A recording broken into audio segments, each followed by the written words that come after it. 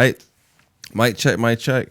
All right, More Than Masters podcast. Y'all, man, of course. Across me, I got a special guest, man. I got my guy Joppadagreat in the building. How you doing, man? I'm staying black and fighting the power, my brother. There we go. There we go. No better way to be. How you been, man? What's been going on with you? Man, I really have been ghost for a while, man. I ain't really made no noise for a minute, man. What's the last thing you did? Man, so I just dropped a single like 2 Fridays ago called Five Figure, right?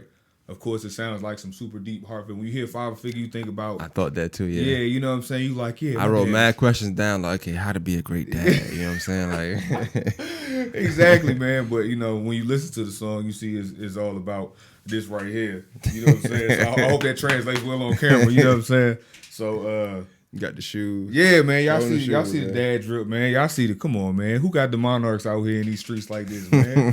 Fathers do. I'm a dad. You feel me? So, before I made the song, I had made the beat forever ago, and I was literally going to do a song for females. You know, it was called Squats. I had the song wrote in there, which I still might do it on another beat. But I was coming back from Savannah, and literally the dad bod joint hit me. Whatever. I stopped by Walmart and I seen a shirt that said, "It's not a dad bod, it's a father figure." I was like, Yo, that's dope. I was like, it's funny, but you know, it's dope. Yeah. So then it just kind of, you know. But before I get into like what you've been doing lately, and just give us like kind of roundabout of who you are, like where you from. Like, okay. You know. So again, for those who don't know me, I go by the name of Joppadagreat, originally from Alexandria, Virginia. I've been in Augusta for quite some time, so everybody in the city know me. Everybody in the city love me. Hopefully, anyways. If you don't, you're the problem. I was about to say that was mad confident. Like everybody know me. Yeah. You know, I be like, yeah, you know what's going on, man. Yeah, you know my name. No, I can't stand when people do that. Boy, you already know who it is. Boy, you already know. It's like, no, actually, I don't. I don't know what's going on, bro. Like, tell me, like, let me know. Not gonna lie to you, don't know. But like I said, been here for a long time. Produce, rap, all that good stuff. Crazy story. I remember when that little building right there they was doing the Augusta Ink stuff, man. Like, oh wow, oh my goodness, my name was all in there and stuff. Everybody knows I don't like glorified gang stuff, but you know, my people know who they are, whatever. And yeah, my name was all on the wall, and whew, glad I didn't go to jail. But yeah, man, took a little hiatus unintentionally, and I was doing terrible in that time, and I hit up J. Paul. I was like, man, let me come drop this song. And I hadn't recorded nothing like a year, and I haven't felt better since. You know what I'm saying? So, well, just to stay on a little bit topic about just who you are, out here, like you went to school out here. You from out here? Yeah. So like I said, I moved from Virginia. Finished high school at Hepzibah. Graduated from Hepzibah. Okay. Went to Augusta State for a little while. I was like, yo, paying for college out of pocket is trash. So I joined the reserves. So, you know, I've been in the Army for the X amount of years and all that stuff. I did all that stuff from here, you know what I'm saying? So correct me if I'm wrong, right? So because I'll be in tune a lot of stuff. I might not always say something, but I watch a lot of stuff. You got to, in my position, to see who you could talk to and stuff like that. Right. So my first time coming across you, let me know if I was late or, you know, what time I came across you, though. But you're never late. You're always right when you need to be. Oh, okay, perfect. Then cool. Because I work very closely every year pretty much with David Beard, and it was homecoming season around that time. Oh yeah. You know? And then you had the homecoming record. Yeah, and that was my first introduction to you. You know what I'm saying? Which was a fire record, by the way. You know what I'm saying? So that was my first introduction to you. So like, when did I come? Was it late? Was it? So yeah, I mean, so I started out. I had a group. Me and a couple of my cousins had a group called the Committee. We started out, you know, working with Triller. Done changed his name so many times. Spilly Ocean Spielberg started when he was Triller, when he was off Lumpkin Road. Oh, this is history right here. You know what I'm saying? So yeah, man. I've been around, man. So being in there with all the like Augusta legends in there recording back in the day. And then I didn't go solo till probably 2017 or so. And yeah, around that time, it was crazy. A bunch of people that hit me up because of David and a couple other people had done the homecoming Jones. Right. You know, he do, who was it, Glen Hills, right? Mm-hmm, yeah. And then somebody did one for Butler, something like that. So a bunch of people, oh, we need one for Hepzibah. So finally, I was like, all right, man, whatever, I do it. I made a post. I was like, yo, if you want to shout out on this Hepzibah homecoming song, hit me up. I wrote the joint in like 15 minutes.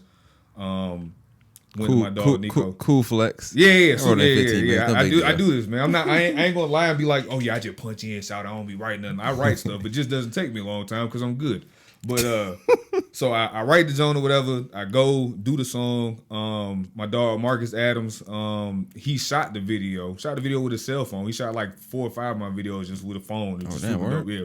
And I hit a bunch of people up. I was like, man, y'all come be in the video. You know, folks love to be like, yeah, I'm gonna be there. Yeah, I got you, bro. I got you. Definitely. Don't show up. All right, cool. The joint ended up going crazy. I was in Walmart like a week after the joint dropped. 75-year-old white lady. Hey, you're the young man who did the Hepzibah song. Nobody's ever done nothing for us, and like that keeps happening. Where that accent come from? That's my 75-year-old Hepzibah white lady accent. I practiced that in the mirror before I came. I was like, I'm gonna kill him with the old white lady accent. But yeah, like my friend Eric that was in the video, the white guy that was in the video, he literally works in stores and stuff. Somebody came up to him, "When you in the video?" Like it literally kind of took on a life of its own. And right now, every homecoming season, it popped back up and just started going crazy for a few weeks. What was that feeling like for you? Because I would assume, and I'm just being transparent, and be real. I would assume that maybe it was mixed because I know you got people like I think when something's successful and you kind of see one person, I think, or you feel like one person is doing that when like I think Shawty P and well I don't know go by Shawty P no more, but Shawty, I know his real name, so it's hard for me to call rap about it. Right. I know him for real. I want to call him his rap name, but his real name, but I don't want to do that. Yeah, I know Shawty P. Yeah, and he did one, then like you did one, and people like those as well. You know what I'm saying? But you also always have that other side that's like, oh, they copying this person, they copying that person. But technically speaking, it's just a song you making for a homecoming. It's not right. They were the first person ever do it in life. I didn't get yeah. There's nothing new under the sun, anyways. But I didn't get any flack for that. But the only negative stuff I had was like the young heads that was in Hepzibah at the time and stuff like, oh, what he talking about? But that didn't bother me any because at the end of the day, it's like the youngest don't really understand like when you're still sharing stuff. So like you're still helping me regardless. You know what I'm saying? So like you're giving me traction, so I appreciate it. So like it was a whole bunch of like younger people that were in high school when it dropped that was like talking down or whatever when it came out, but I'm like, yeah, you still sharing it. I don't know. Let me know if it's just me. I don't mind you saying it to me. If I'm slow, cool. But I think I seen somewhere that was like homecoming is not even for the current students. It's for people that's coming back home. Right. And that's 100% what it is for. You know what I'm saying? Yeah. So you're not talking to them at all. Exactly. It literally wasn't for them, but it's okay. You know what I'm saying? Like, opinions are like buttholes. Everybody have them and they stink. Right. So it's not for me to be mad at somebody's opinion. I'll never be one of the people that's like, oh, you a hater because you have an opinion different than mine. You know what I'm saying? Right. So, yeah, it was cool. Like I said, they shared it, so I appreciate it. You know what I'm saying? What's your thoughts on homecoming? Like, say you up to Hesper's like not saying that they eyeball out, but it's like I don't know. It's not a quote black school, quote unquote. It's like, but it wasn't. And even when I got there, it was like very. I don't know if it was 50-50, but it was very. It wasn't predominantly white, but it wasn't just all white or all black. But it was still. I think it was still a vast majority of white folks when I went or whatever. But now when I go, it really seemed like it's more of us out there than anybody. Well, I think now too, a lot of schools you can kind of pick where you want to go. And when we was going, it was like smart choice thing or whatever it's called, where you can kind of maneuver. Long story, lazy. What school you want to go to? We say you can go to. We can go there now. So it's a different world now. But I've always been one of those people. Like, all right, so I remember in the song I was cool with Elliot. He had a violin case, right? And it was a guy named Elliot Hart who had a violin case, and he was, one of the outcast people or whatever. I was cool with him. Like, one, I always felt like, and I'm not saying this about him, but I always felt like I'd be cool with everybody because if somebody comes shoot up school, they not going to shoot y'all.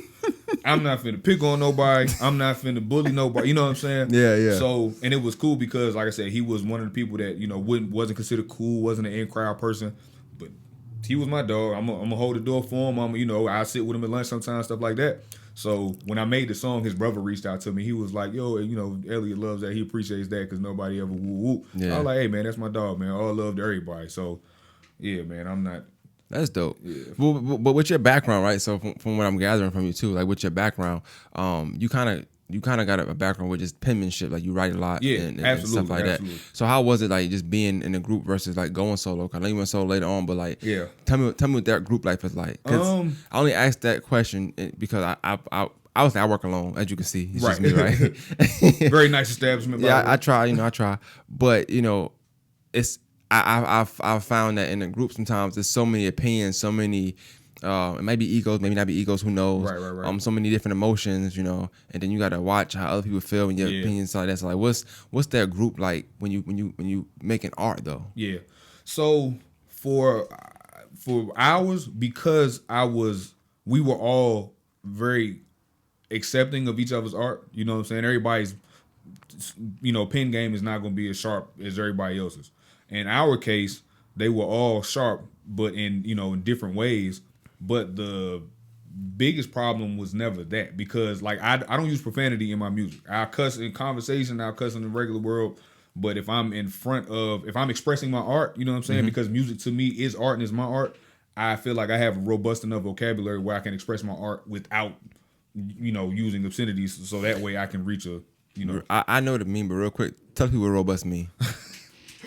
Robust is just another word for big, and it's the overarching word for just large and rotund. And I hate to put off air stuff on air, but outside of you just talking to your son before we started, right? Right. And you used the word. Oh yeah. And I was like, yo, that's dope. He's using big words. Nah, yeah. I don't. You could have said a lot. Yeah, my my son and daughter, they both as far as vocabulary concerned, they are exceed standards. And that's because I will say things like, you have copious amounts of things to clean up out your room. That's what it was. You know what I'm saying? So I talk to them like people, and that's I feel like a lot of people mess up. They be like, they talk to kids like kids, and then kids end up picking up that. And I'm like, nah, you're a human. You're not gonna be 8 your whole life, son. So I'm gonna talk to you like you're a human being. Makes sense. I just thought that was dope. Now I'm picking it up. It's just dope. Yeah. You know what I'm saying?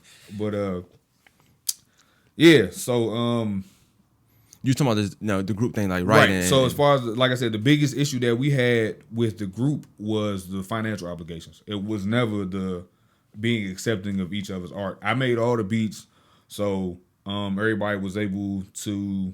They had their input on production, or whatever. Oh, I need a beat like this. We need a beat like that, or woo. So that was easy. You know what I'm saying? Everybody, we all were like, all right, we're gonna divide this. I'm not doing all the hooks. You're not doing all the hooks. We need diversity for that sake. I do 2 hooks, you do 2 hooks, you do 2 hooks, you do 2 hooks. And then we would like literally go around like that.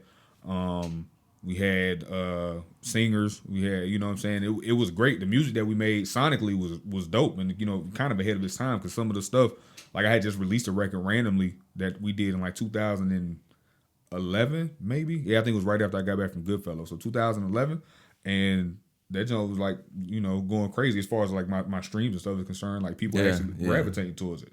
So we made good music, but it was 2 people footing the bill for 5 people, and it wasn't, Gotcha. That was not the. Are y'all all cool now? Yeah, absolutely. Okay. Like I said, we're literally family members. You know what I'm saying? So it's like it was never a beef thing. It was just kind of like just fed up. The 2 of us that were footing the bill was like, yo, I'm not about to keep footing the bill. So then it was just, you know what I'm saying? Yeah. That was all it was. So we just ended up doing our own endeavors musically, but I'm the only one that's kind of like stuck with it because, like I said, I do produce. So, You got so in your background, like I know you said you went to school and stuff, like so. I don't know if you want to talk about it or not, but I seen you was in the military, or were you in the military? Yeah. Okay. I'm still in the reserve, so I'm glad I was able to come in. I got drilled this weekend, so I got a beard now, so I'm thankful for that, because I look like I'm 12 and I got a butt chin, and everybody has a tendency to talk about that. All of my wonderful friends, but with friends like these niggas, who needs enemies? You know what I'm saying? But yeah, as soon as I shave, I got all the butt chin jokes coming. So but I don't know how to ask this question. I don't want it to come off as me being funny, but like, how many people, and I don't know if you did music before you went in the military or afterwards, but I only know of, and if I'm wrong, let me know, of one like successful, like and of course the success is like determined on what you want to do, but I'm talking about like just big time, right? Tricking If You Got It, that song, they was like, it ain't Tricking If You Got It. They was in the military, to my knowledge, right? That's the only group like people I know that was in the military. So Mystical was in the military, and he dropped. So he left out once he blew up. Yeah. Well, he like as far as being in the military simultaneously, I'm not sure. Okay. But I do know, like I said, me being a reservist is a little different because I'm in control of my destiny as far as where I am, and so you never was full throttle. No, I've been active duty, but it was still it was as a reservist. Gotcha. Meaning I was on order. So like I was active duty on Fort Gordon for like 3 years because I chose. I'm like, yo, y'all got some orders for me on Fort Gordon? Yeah, all right, cool. Got orders to just work. You got some work. Right, so that way I'm literally in uniform Monday through Friday, but I'm here on Fort Gordon. I wasn't gonna up and get shipped to Alaska or something like that. Gotcha. And that make it a little more, like being active duty make it a little more difficult, because say somebody gets stationed at, say somebody in the Air Force and they get stationed at Dobbins Air Force Base in Atlanta. So they're doing music. They're like, hey, yeah, I'm in Atlanta. And then the Air Force is like, surprise, nigga, you're going to Alaska. You know what I'm saying? Yeah. So you gotta change. You're going to Germany. You know what I'm saying? Now it could have changed kind of stuff. Exactly. Yeah. So being a reservist is a little bit different. You know what I'm saying? So you got more control where you can be at and stuff like that. Okay. I'm just doing my 1 weekend a month and my 2 weeks out the summer, and then other than that, I'm, you know what I'm saying? So how's that like transition like though? Like from being civilian and military life. Yeah. Man, so all my active duty people, when y'all see this, y'all gonna think I'm crazy, but when you talk to other reservists, listen to me. Y'all think it's easy being a reservist. It's actually significantly harder because at the end of the day, I work at least 2 more days a month than you do. I literally have a regular Monday through Friday job. Then 1 weekend a month, I gotta shave, put on a stupid uniform. I gotta do PT. I gotta, you know what I'm saying? All this kind of stuff. And then I do that for the weekend, and then I turn it back around and go right back to my regular job.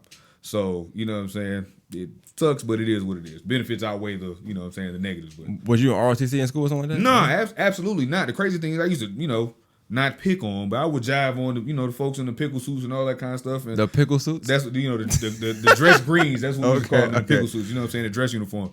But man, like I said, me and my cousin Jay, we literally joined like at the same time. He graduated a year after me, but we ended up joining at the same time because, like I said, I went to Augusta State and I was paying for school out of pocket. My parents had paid and I paid them back, and I was like, "Yo, this is booty. I don't like paying for school." So then I ended up. He was like, "Man, I'm finna join the Army. They finna pay for my school." I was like, "All right, cool, let's get it." And that's how I ended up joining the reserve. So I want to give it just saying on music.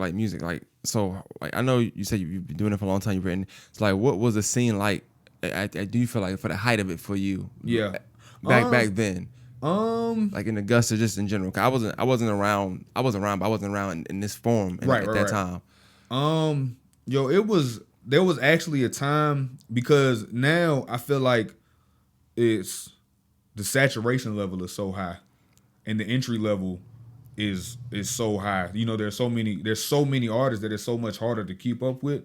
But there was a time when, you know what I'm saying, like it was only a couple of, you know, 4-man groups out there. So when we as the committee were doing our thing, you had like us, you had like BFA, you had like Swamp Click, you had stuff like that.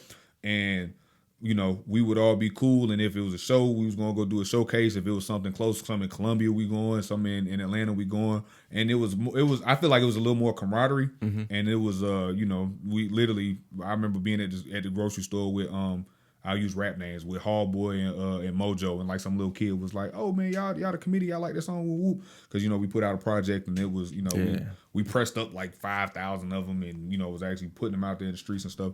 So at that time, you know, when CDs were still a thing, like I feel like it was a little more camaraderie. But now this whole mentality of there's only enough money for me and there's only enough attention for me and there's only enough starter for me. Yeah. I feel like that's kind of messed up a lot, where a lot of people don't work together the same. You know what I'm saying? I definitely can see that. I'm being around a lot of artists. You know, you see it in talking to artists. You hear it sometimes. But I want to ask a different question at one point. But just to stay on the topic of the scene. So how do you feel about like just that era of the selling CDs, or in fact, just scratch that, rapping? Like I feel like at one point, not saying it was ever like the cool thing to do, yeah. But if you say you're a rapper, people kind of took you a little more serious. Now it's almost like you want to, right?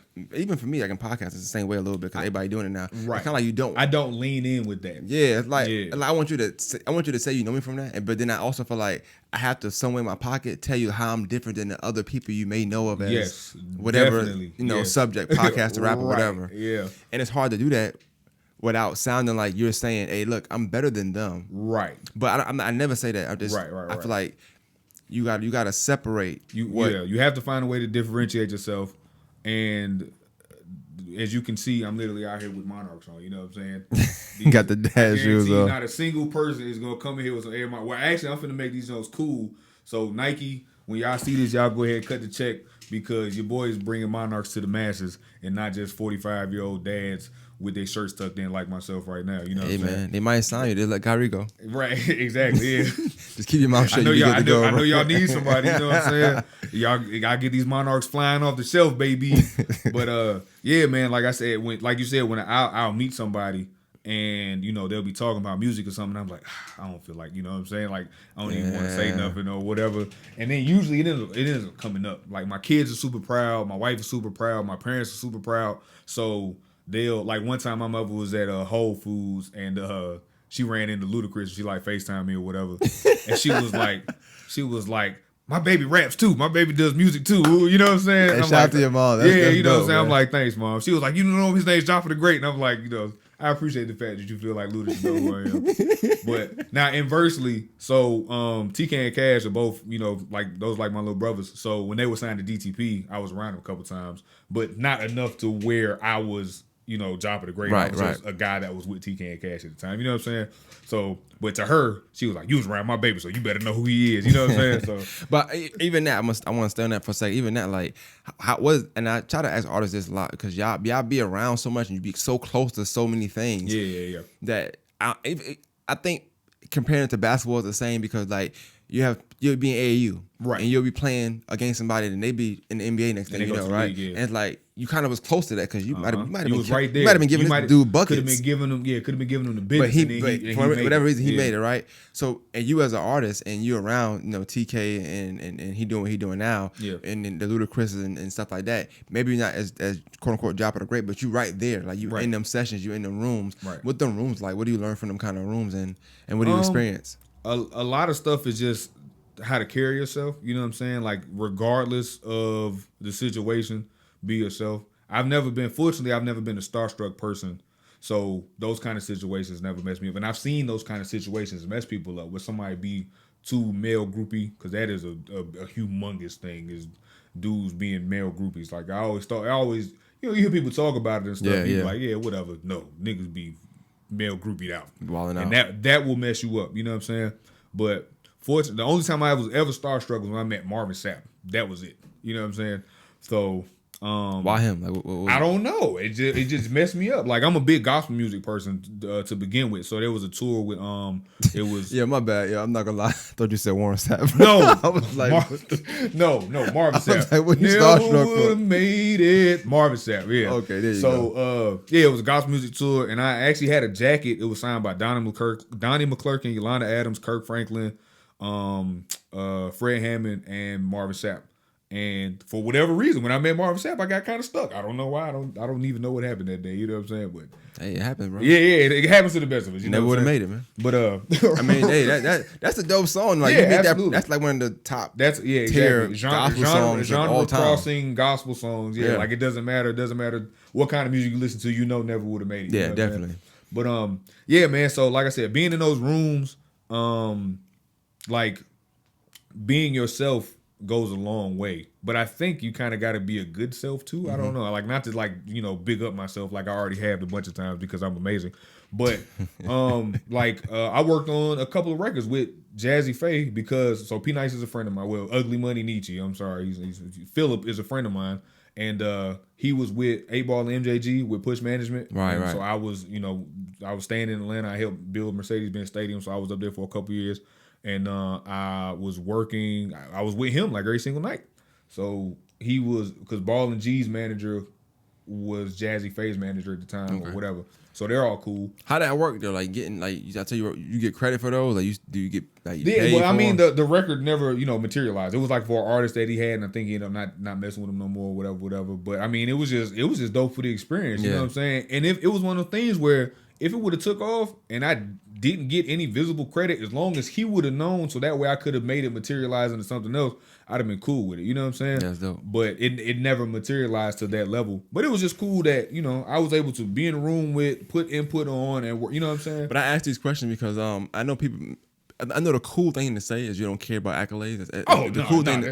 Everybody's I don't care about.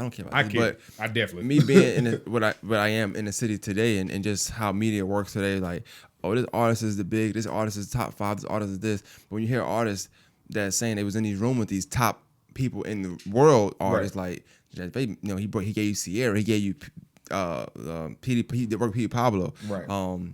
What's that other group, Outkast, man? anybody. Like you name anybody. Phil Mob. Like, anybody. They had a good run. These are these are legends. You know what I'm saying? Those accolades matter as well, but it's not something you're gonna know unless you you talk about it. You see what I'm saying? Right. So even when people are talking about like, even when you do Homecoming records, like, oh, he this, who is this? They know who they know. JFA know who he is. You know what I'm saying? Right. Like, you know. Right. Yeah. So like, and I'm not saying that to say like that means this person is better, but them accolades, it's a lot of accolades that go unspoken because people don't brag about it. Just like I'm doing what I'm supposed to be doing. I'm just writing. And that was always my thing. Is I can brag, but I'm an extremely humble person in regards to things I've done or people I've been around, and shoulders I've rubbed against, so on and so forth. So it's never been something that I'm like, yo, I gotta go out my way and tell these people, oh, I've done this, I did that, because I've done things, and then like I said, if it doesn't materialize, it don't matter. But like I did, did a couple beats for B.O.B. This was like right after the Earth is Flat thing started, so he wasn't really putting out music or whatever, you know what I'm saying? But perfect timing. Yeah, right. I know, right? But yeah, like shout out to my homie KD. He the one that like put me in the room, and you know what I'm saying, at Hustle Gang Studios, which had like Hustle Gang, No Genre, which is B.O.B. label, and another label like up under, I think like Dro had his own label or something. All these studios in the same place in Atlanta. When you think about like the idea, I'm gonna say the idea because it's making it is different to different people. Just like success is different to different people, right? When you think of the idea of making it, like America would say, I guess selling records or getting signed, I guess slave deals, whatever, just making it right. But because everybody's idea is so messed up. Yeah, man. But when you think of the idea of making it, like how many artists or yourself do you feel like day by day or just situation by situation you be so close to that sometimes where it's like you say you're writing for this person but it never materialized, but that record could easily be a record. Well, you know what? Let's get this to Sierra. Let's see how this works, and then it'll go off. And it's like crazy, right? You that close to a record just going off for you, right? But how important is it to not think that way in that mindset? When the first couple of times you get closer, you be around something, it drive you crazy because you sit and you thinking like, oh yeah, this is it. Nigga, this is it. We out here. You know what I'm saying? But then it doesn't turn into that, and you're in the same place. And then, so after that happens a couple times, then it's like, okay, if it materializes, it does. If it doesn't, that's not going to stop me from working. You know what I'm saying? Does it ever get like discouraging at all? Yeah, definitely. Like I said, man, I hadn't dropped a song. I literally hadn't even recorded a song. I hadn't recorded a song in over a year, and I had made a beat in like 7-8 months. And it was, I didn't realize that I was depressed. You know what I'm saying? Like music is a very big part of me. So even if nothing ever comes to fruition, my son, whom is 8, he produces and raps. And he, just from watching me for X amount of years, from like ages, infancy to 5, he was like, okay, I'm watching. So but when he turned like 5.5, 6, he started making beats. Yeah. So we actually produced a song on my upcoming album that literally the only thing, my homie John was at the house, so he can vouch for the fact that my son made the entire beat, other than he didn't have a solid like 909 kick, so I put like a solid kick drum on there to give the 808 some some punch to it or whatever, and then I organized it into a beat, so I arranged it, but I didn't add a single key to that beat. You know what I'm saying? I literally put an established artist on there, dude out of Philly named Ab Lava, who is the biggest thing that people would know him from was him and Pusha T are friends. So he be on like every single Push project, except for It's Almost Dry. But he be on every single Push project. Is that Ab Lava? Yeah, Ab Lava. Yeah. So he was on this song. He's Muslim? Yeah. Definitely. From Philadelphia, so it makes sense. So the song Hot Damn, It's a New Day. Yeah, he was on that song. The real tall dude in the video in the second verse. I like his verse. Yeah, exactly. Yeah, I know what I'm him. saying? Pop, got you, homie. Yeah, him. Yeah. So I got him on the song, and my son, That's like dope. I said, literally, I got my son talking on the song. He freestyled at the end. So I'm like, now you got production credit. You know what I'm saying? Like you're 6 years old. And that's why I talk about success, because like I wonder, like as an artist, like is success like you getting signed, getting a deal, or is it like you having that impact and like you see this is you. This is another form of you. Right. And now it's like you able to either push that or make mistakes so that your seed can have to deal with you know what I'm saying? Right. Is that success? Like it's all right. It's all subjective. Success is definitely objective, and to me, what I want in music, I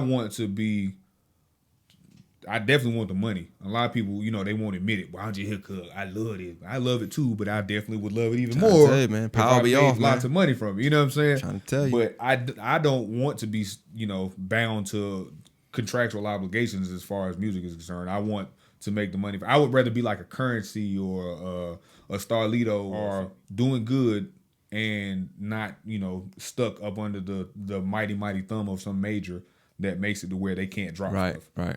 And they to me, they realized that your music is your commodity, right?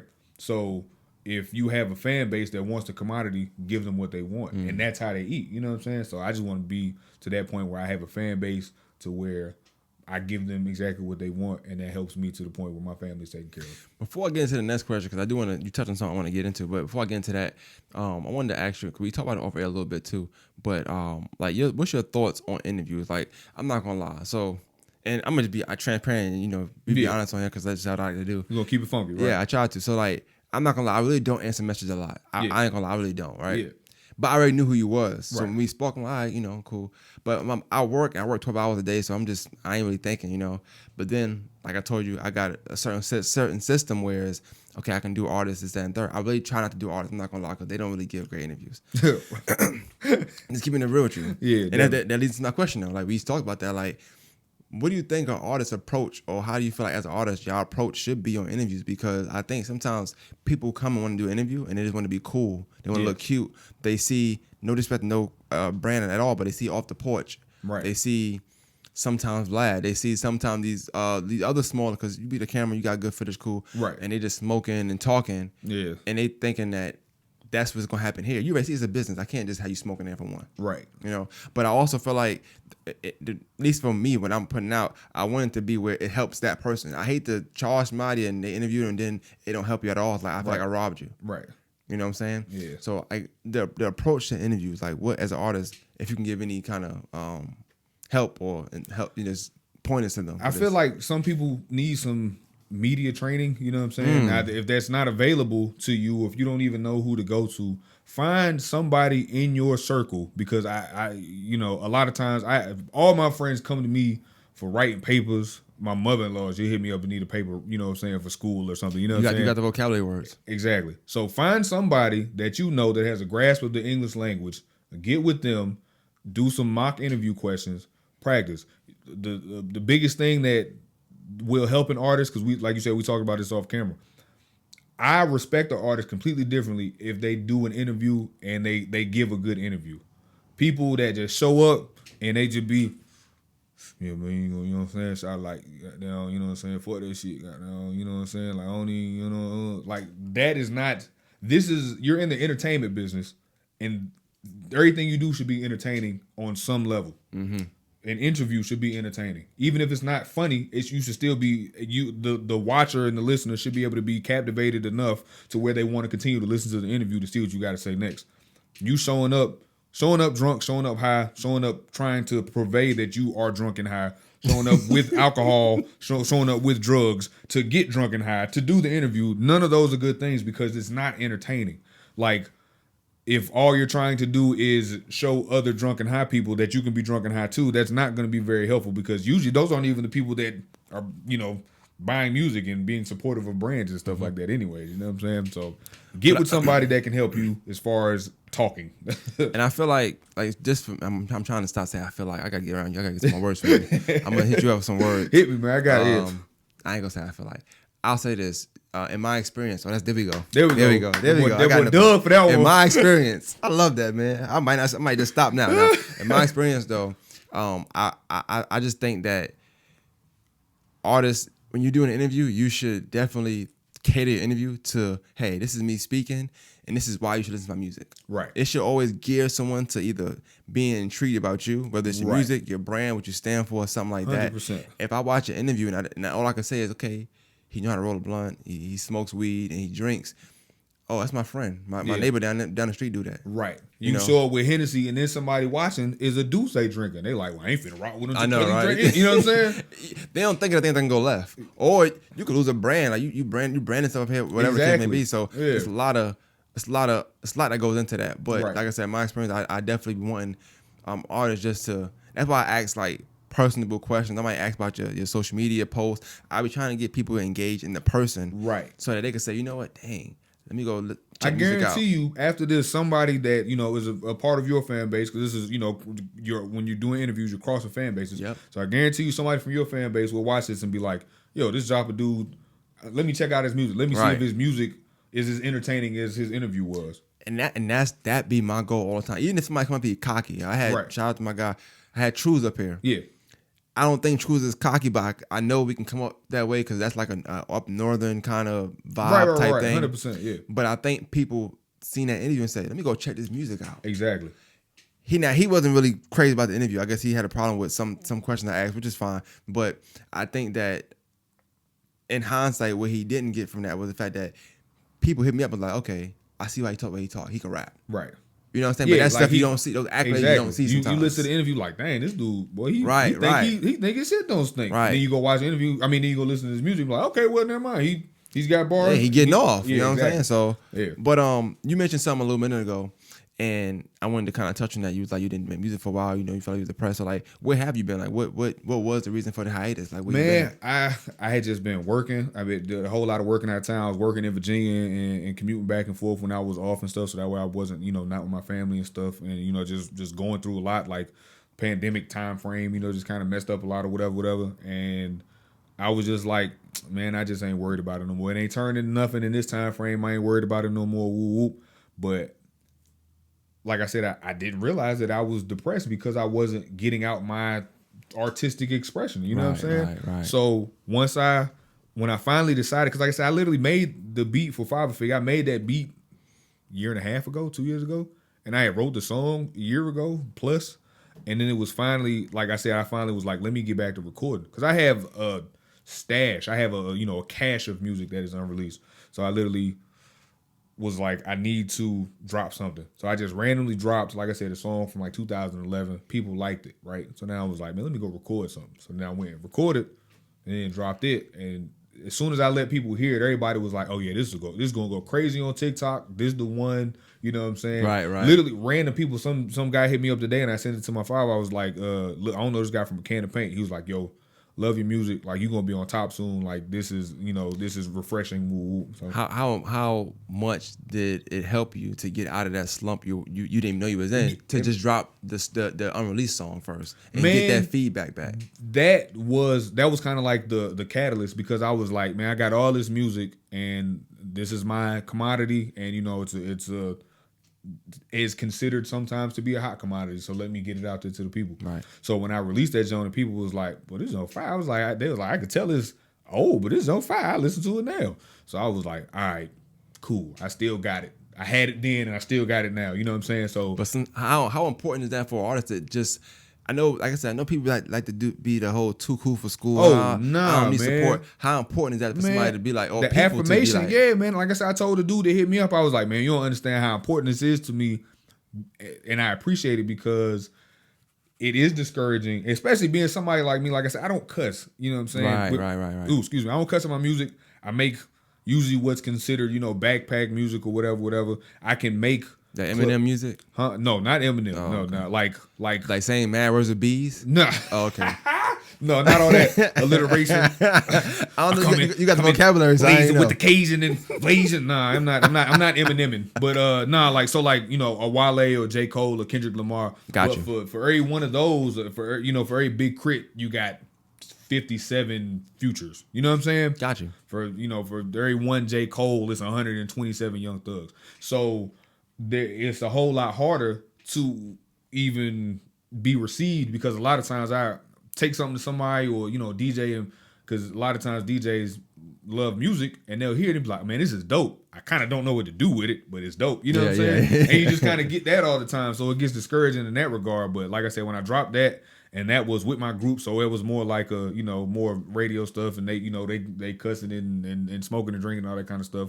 I don't do those things, so I rap about not doing those things, but it still comes together and works out well. And people was like, yo, this is fire. So I was like, man, let me go ahead and put my Air Monarchs back on. There you go. You know what I'm saying? Tie them up real tight and tuck my shirt in and get out here and get people what they want. You know what I'm saying? So now here we are back at it. So. That's dope, dog. Like, and I don't like. I mean, I don't like, but I don't want to get too much into it. But dealing with the depression and you being in the military, do you get any kind of, could you possibly have gotten any kind of free counseling? Man. Or was it just not noticed? Like, so like I said, I didn't realize that was the case. So it wasn't, because, people hear depression and they automatically think, sitting in a dark room, suicide, I hate my life, I hate my mom, I hate my dad. It was nothing like that. I just wasn't myself, and I didn't realize that I wasn't myself until I put music out, and then I realized, I was like, yo, I literally had been in a slump for over a year, and like I said, I didn't even realize it. So the beauty, though, of the military is, if you do need that help, is out there. Even as a reservist, we have military one source. Like, if I needed to tomorrow go to a counseling session because I need to talk to a counselor, I could literally call 24-hour hotline. Hey, military one source, I'm down bad. I need to talk to a counselor ASAP. Me and any of my family members can go for free. You know what I'm saying? So if I needed that kind of help, then it'd have been there for me. But I didn't even know I needed help. You know what I'm saying? But the help that I needed was to release my music. So, and that's dope. That's dope to even see that within putting out music. So that's dope. But how, like, so you work and you in the reserve, you're in the military, but you also work. You're a full-time dad. The bod shows it. Indubitably. How do you like balance that work life with music? You just have to accept the fact that you have to divulge times to things.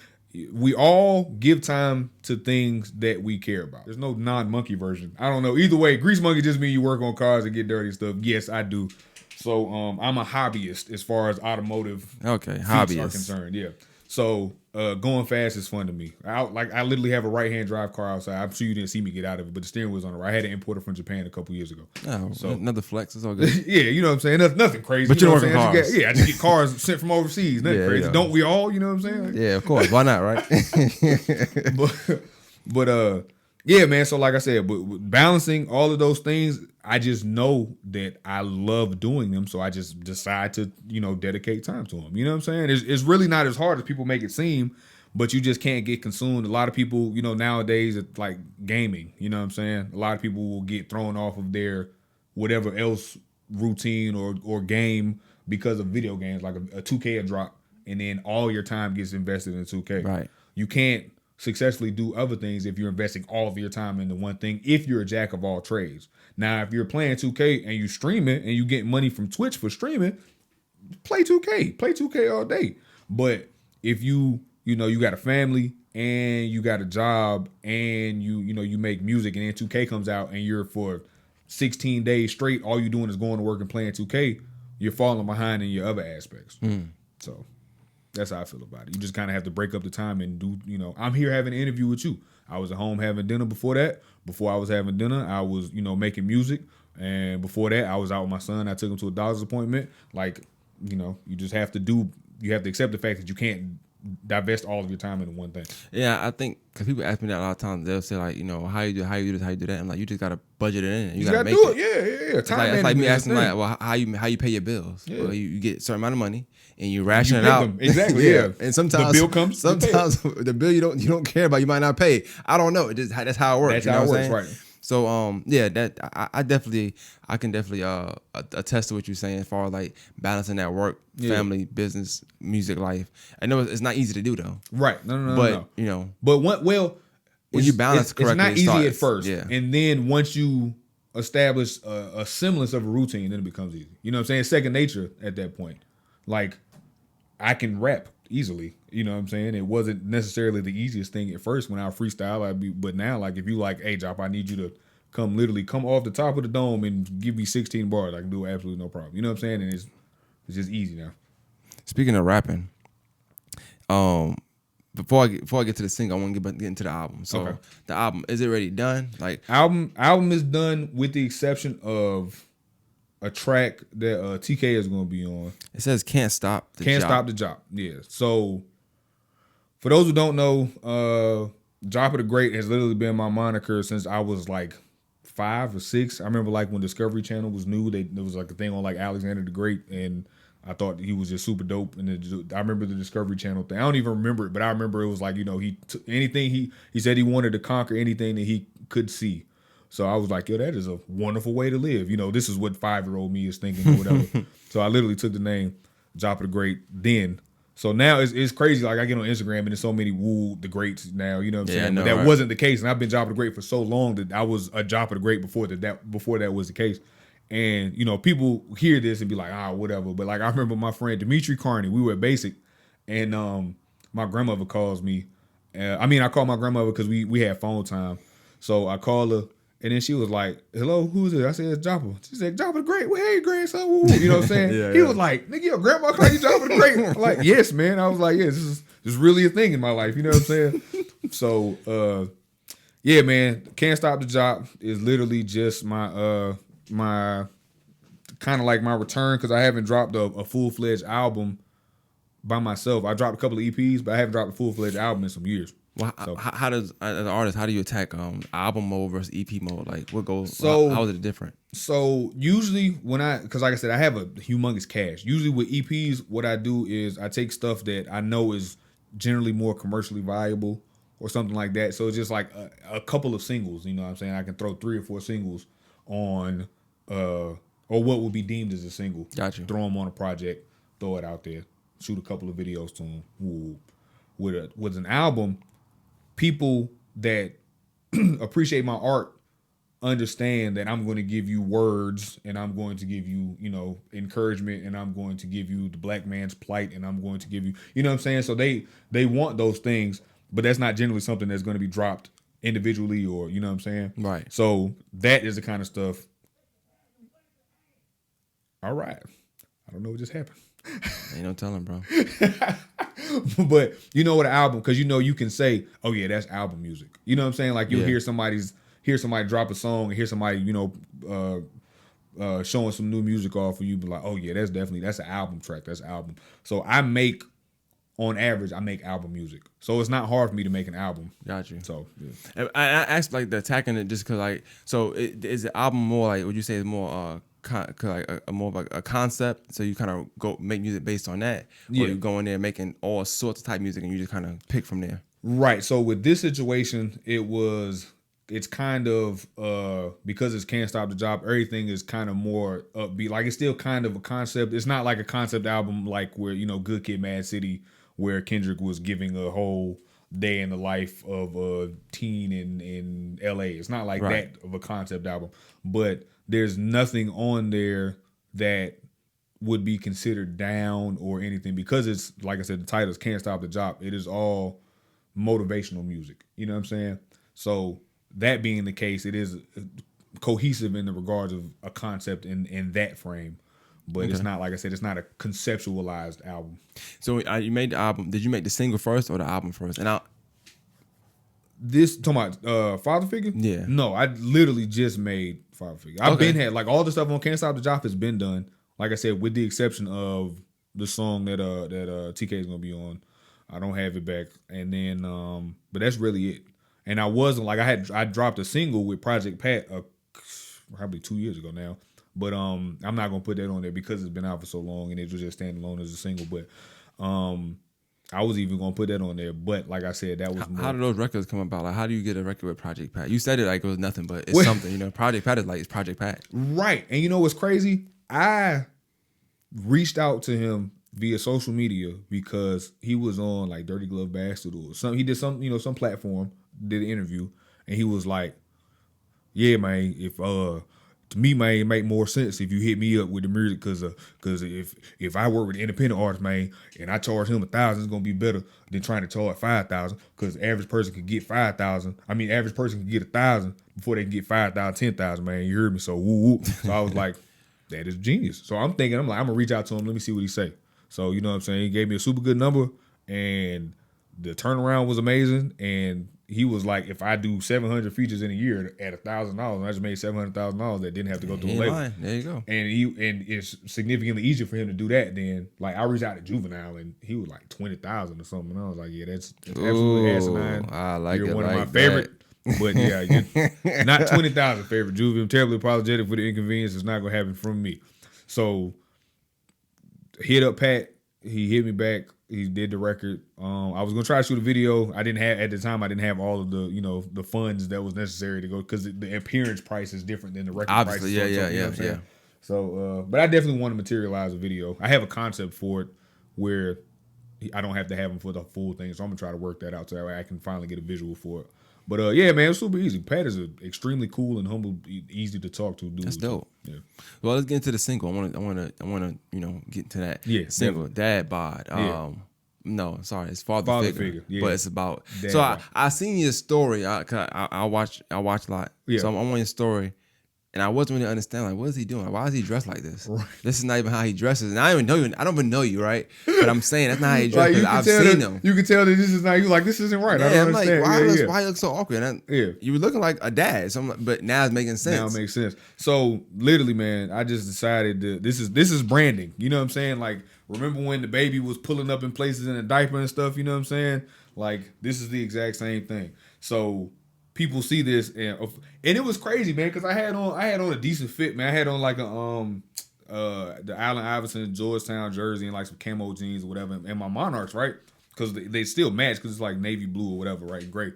And the dude was like, "Damn, son, boy, you killing them dad shoes. I ain't never seen nobody bust them just like that." I was like, "Yes, they're coming. Nike, get ready. I'll be the face of the dad shoe." But I decided when I did the song, I was like, this is finna be it. You know what I'm saying? While I'm pushing the single, I'm trying to figure out a way to make it pop on TikTok because that's what, as soon as I let anybody hear it, that's the first thing they say. So I'm like, okay, it's got to be something there to it. Yeah. So I got to figure out how to get it to pop on TikTok. And yeah, man, this is how would you say you formed your dad bod? Like, was it from the time we were making music? That actually did have a lot to do with it. I and it was crazy because like my mother was like, "Oh, look, you got a little gut, woo, woo," and all this kind of stuff, and I'm like, "Nope, I'm just I just be busy. I just making excuses trying to play it off, whatever." I'm like, "Man, it's just a dad bod, man. Chill out. I'm a dad now. I got dad bod. I got kids. Like, leave me alone. Let me live." But then, like I said, I was like, "Man, let me capitalize on that." I was like, there's out of the 8 billion people on the planet, there's 4 billion men, give or take. So we'll say, 2 billion, 3 billion dads. Yeah. You know what I'm saying? That can relate and understand. So I need to work on, I guess, translating this song into multiple languages so it can be hit for other people too. But yeah, man, I was like, let me give something for the dads, because when I made the song, but when I made the beat, rather, it was for a female. You know what I'm saying? Like initially I was gonna do a song, wrote a song for my homegirl and was just gonna have that, do his thing. But I was like, man, bump that, man. Like, I've always been relatable. If I got a 95 Honda Civic, I'm going to rap about having my 95 Honda Civic and not rap about a Lamborghini yours because I don't have a Lamborghini. Right. You know what I'm saying? So it was a relatable thing, and I'm a relatable guy, so I made a song, and I have a stomach now. And yeah, I see a little something. Yeah, so now we're here. You know what I'm saying? When you do. I'm not ashamed of my dad bod. My father figure is impeccable. But going into like even making the record, was the process or the thought process was to make it fun, make it a fun record, make it a record that dads would be able to listen to. Absolutely, because like I said, I thought about that. Like I said, I was going to do a female record because when I wrote it, and then I was like, well, I can do it as a dude, do a female record for a dude. You know what I'm saying? Something that get some twerking, woo whoop. But I'm like, yo, it's 1 billion of those songs. You know what I'm saying? Like, and for the longest, I felt like, okay, in order you got to fit in to get in. But I'm like, what we've talked about, it's actually significantly easier to stand out. You just got to be consistent, stand out and be consistent. Yep. Like, if I go somewhere and everybody got on, fake Balenciaga, the big stupid fat shoes with the big bottoms or the big boots or something, that you know what I'm saying, that they got from the flea market in Colombia or something, they all gonna look like that. And then I get on stage like this, people gonna be like, man, y'all remember that nigga that had his shirt tucked in and had on his dad shoes? You know what I'm saying? That is being normal is actually far more gripping in this industry than fitting in. You know what I'm saying? True enough. Everybody would talk about J. Cole going on stage with Crocs on before they talk about, Offset's outfit. Because Offset wears an outfit like he normally wears, which is, excessive, eccentric, whatever, you know what I'm saying? But then J. Cole show up in sweatpants and Crocs. That's what the media going to talk about. It's kind of that less is more mentality. Yeah, exactly. You know what I'm saying? Because people can't really, being normal is relatable. Yeah. There's way more people, all my friends wear sweats and Crocs. Pretty much, yeah. You know what I'm saying? So I was like, man, let me show people that it's cool to be yourself and it's cool to be normal and it's okay. Like you don't have to fit into some sort of societal norm that you don't even realize that you're trying to fit into. But and I know that the song is not a super deep song, but it being titled "Father Figure" and you being a dad, like I guess I just want to know, like, how do you approach that being a dad besides the body, of course, not the gaining weight and tucking your shirt in and the nice shoes, by the way. Yeah, you know? Thank you, man. Air Monarchs by Nike. All the older guys wear those. But that's all I see in Aiken. Yeah, super facts. They be fresh Corvette too. owners. You know what I'm saying? These is Corvette shoes. This Corvette music right here. You know what I'm saying? Yeah. So you got a vet in some khaki shorts or some jean shorts, and you tuck your shirt in. You got some Air Monarchs. I'm your guy. I feel you. I understand. I'm here for you. Those definitely the way your manager that. Yeah, super facts. Yeah, like see one time.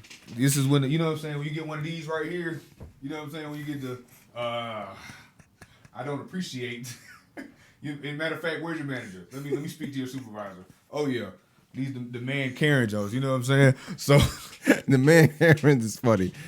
Yeah, but yeah. As far as being a father, man, like I said, I've kind of got the swing of it now. I got two. I got my daughter's 11 and my son is 8. And like I said, I just kind of approached it the way my mother, because my mother was the same way with me as far as like speaking and things like that. So I never really had a hard time with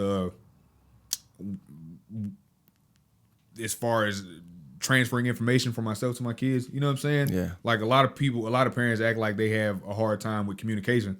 I don't, because I've communicated with my children the same way their entire existence. So it's really not hard. You know what I'm saying? And they understand if they get out of line, daddy gonna check them. You know what I'm saying? This dad bod is ready for some action because his belt will get to swinging like Pootie Tang. You feel me? So and they feel me. So yeah, man. I don't know, man. I hate to be that guy and be like, oh, everything's easy, but it really is not. You know what I'm saying? Life is as difficult as you make it, and I've done my best to make it not difficult. So right. So like, what kind of expectation you got for yourself with the project and just what's coming next for you as far as everything you're doing? Way more visuals, man. Like a lot of people will be like, man, I ain't blown yet because I can't make any excuses other than my lack of consistency. You know what I'm saying? And it's 100% my fault that I don't have more stuff out. It's 100% my fault that I don't have more videos out. 100% my fault that I haven't, pushed things more. It is difficult because a lot of stuff takes money, especially if you are not making what is deemed commercially viable and you get lucky, or you get lucky by making something like Father Figure, which I know for a fact whenever it catches fire, like TikTok and stuff, is going to be up. Right. So if you don't make something like that, like one of my content songs is not just on average is going to randomly catch fire. You know what I'm saying? But in this day and age, it can, but you just have to be consistent. So you make a good point. I want to kind of I'm closing soon, but I want to close with that. like conscious. So is that the kind of music you make though? Yeah, man. Like I said, I'm like I said, the backpack rapper. You know what I'm saying? Like Common, but even still, like I said, like Common without cussing. And it's just, so a lot of times it's not. I try not to get too deep because I don't want to lose too many people. But I still say stuff like I had my wife listen to stuff and I be having to explain bars to her. You know what I'm saying? So I was like, I know I'm gonna have to explain this to other people. Like literally on the song I got called Up, I said, I go ham when I stab, that makes me a porcupine. And like literally ham, porcupine, right. Like, I go ham when I stab, porcupines have pine needles. And you know what I'm saying? I be having to explain and stuff. So sometimes they call it a double entendre. Yeah, definitely a double entendre. But I have to like go back because it'll go over somebody's head. You know what I'm saying? Or I was like, here I go again, facing the odds, just like even numbers. I know you get it, dog. Don't mean to patronize. Don't mean to condescend. Blah blah blah blah. But I'm like facing the odds, like even numbers, odd numbers touch even numbers in succession. You know what I'm saying? I'm like, dang, was that too much? But then I'm still gonna put it out there. That's definitely giving backpack, because y'all say, and even y'all simple bars sometimes will go over somebody's head, exactly, because of a lack of, like I said, vocabulary or just knowing a lot of things. Right. So that is dope. And when you said, because you first walked in, you said, I didn't know if you were joking. You had said something on a mic check or whatever. Yeah, first. Yeah. Oh yeah, yeah. Like that gets a super over. And matter of fact, that was a verse from when I was with my group. Right, we had this song called Incarcerated. And it was like, I had sampled Webby, and it was like, them crackers keep us in cages. We crazy when we be loose. And everybody had been to jail at the time, you know, not for an extended amount of time, but they all rapping about, I hate them crackers, they just be locking niggas up. Fuck them crackers. And then I was like, incarceration was a tool created by Caucasians just to keep the racists with darker faces from making babies. That's not a racist statement, but rather it's one of fact. If they lock us up for selling crack, it's a guarantee that we coming back. We don't see no fun in that, but they deriving pleasure from it. Makes me sick straight to my stomach, losing brothers and my cousins. Visions of grandeur propagated by the media. Look at the minority prison rates on Wikipedia. You and all your mans, you know, they treat us just like bambas, yo. They cage us up like animals, and some dudes just can't manage those changes. So when they hit the outside, they do the same damn thing because they institutionalized. So I was on there, you know what I'm saying? I'm giving bars because that's just how I rap, you know what I'm saying? That had to be a fun group. Like, you got some people, I don't know how they rap. Yeah, but like, yeah, and then man. you come saying. it worked. It was crazy, man. It worked so well. Like, I really feel like if everybody had been on board, because, you know, 5 pockets is better than 1 pocket, you know what I'm saying? But like I said, when you got 5 pockets taking all the money from 2 pockets, it's not fun. So if we had stuck together, I feel like we could have, you know, blown, and then everybody would have been able to develop, you know, pull a Wu-Tang, and everybody developed a solo careers or whatever. Right. You know what I'm saying? Because it was dope. It absolutely worked every single time. That's dope though, man. That's dope. So what's next for you? Like, what? Like, I know you. So you dropping album? You got a date for it at all? It will be top of the year. It's kind of, you know, to be determined. I already have, like I said, everything ready to go. Other than the song, yeah. Once I get that one song, I think I want to drop at the end of first quarter, so maybe like March. So that way it's closer to leaning into the summertime, because I got a couple of records that are on there that are like summer records that I want to shoot a video for, and, you know, kind of segue. Hopefully by that time, you know, lots of money's up because Father Figure has taken off, and I will have to come back and interview you as a rich guy. There we go. I'll take that. Yeah. In my Lamborghini Urus. There we go. We just go for a ride and just be talking, man. Super facts. Psych, I will never buy a Lamborghini. I work on cars. I want to be able to work on my own vehicles. And how your chain making that chain noise that messed the interview up. Yeah, all of the rattly chain noise. Yes. I hate it every time. They feel like it's too heavy. Like, why are we doing this? I love it when you know, independent artists be coming with the fake chains and be making the rattly noises. Yeah, man. I'm like, man, I can hear the middle of the mall in this chain. I know them all you got. I can hear the kiosk. I can hear right now. Right next to the niggas that want to clean your shoes every time you walk past. Don't you hate, man? You got to act like you on the phone. You see him. I was in the mall the other day, and I had some Space Jam 11s on, right? So I'm with my wife. She was like, uh-oh, they go to shoot people. I was like, all right, you hold my hand. I'm going to put my phone. I'm like, yeah, what you said that? Yeah, And they'll just start cleaning it, bro. Like, bro, what's up? I'm like, bro, I bought a kit 2 years ago. I've never used it. Leave me alone, man. I'm not buying them. I think next time I'm going to try and say, hey, you clean one, you're going to clean the other. And they'll stop then, I guarantee you. You clean the boat shoes for free, and I'm going to keep walking. There we go. I'm definitely going to keep walking. I'm going to start walking from now on. I'm going to just keep walking. If I kick you, oh well. Yeah, like I said, I just pulled the phone up. Huh? What'd you say? Yeah, I'm coming. All right. Be lying like a fool. Please, no shoe people watch this. I hope anybody that works in the middle of the mall cleaning shoes does. Hey, make your money, just not on me. Right. Oh man, now I feel bad. Leave me alone. I hate when I don't know my shoes are clean or dirty. Yeah, they're gonna let you know. Oh yeah, super facts. Oh yeah, it's clean. They ain't gonna bother you. Super facts. Yeah. They dirty today. Okay, I got you. Yeah. Okay. Yeah. These rough. Yeah. All right. I thought I did a good job. I guess not. Like, you clean before you get to the mall. Like, nah, you ain't do a good job. You missed a few spots. You ain't clean behind the tongue, player. Like, leave, man. Just brush your tongue, man. Yeah. Shoe Nazis. God. Hey, man. But yeah, this is dope, man. So like, just tell people they can find you at, like how they can get in contact with you, where to find your music and all that stuff. I consolidated. Everything is at Joppadagreat, Joppadagreat, and I actually have my own phone number, which is 240-39-Joppa. So you can literally call me or text me and give me input and feedback. And I made a post on Instagram. I was like, yo, y'all hit me up, text me and tell me what if you got a song idea that you think that would be dope for me to complete, something like that. You know what I'm saying? So at Joppadagreat, Twitter, Instagram, Facebook, TikTok, and my phone number is 240-39-Joppa.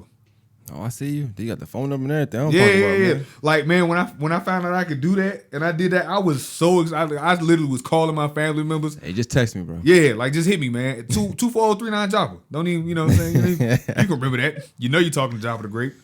Just remember 240-39. You good. 240-39-Joppa. That's dope, bro. That's dope. Man.